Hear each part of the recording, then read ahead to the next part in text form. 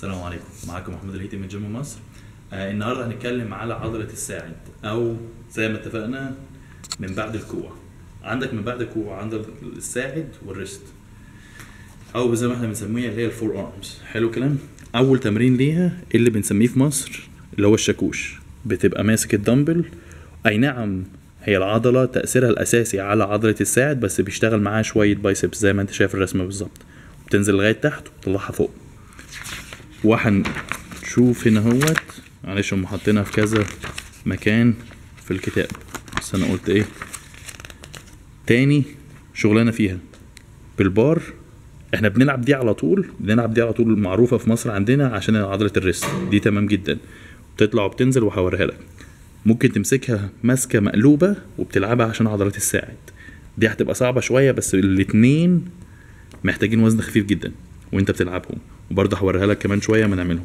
اخر واحدة كأنك بالظبط بتلعب بايسبس بالظبط، بس بتمسك الماسكة مقلوبة، مش زي البايسبس بتمسكها كده اهوت، بس الماسكة بتبقى مقلوبة بالنسبة لك وبتطلع لغاية فوق بتنزل لغاية تاني. بس الفكرة كلها في ديت ان كوعك بيفضل جنب وسطك. ده كده الشرح بتاعها ومية مية. تعالى بقى ايه اوريك التمرين. اول تمرين اللي احنا بنقول عليه الشاكوش، بتبقى ماسك كده اهوت، تطلع فوق تنزل تحت تاني. دي ما فيهاش اي صعوبة، ممكن تلعبها وانت واقف او وانت قاعد براحتك.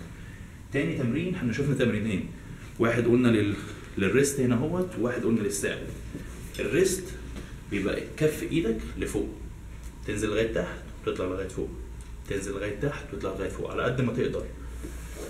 من هنا لكوعك بيفضل ثابت على الكرسي او على الدكه. ده كده اهوت بيشتغل معاك عضله الساعد اساسي.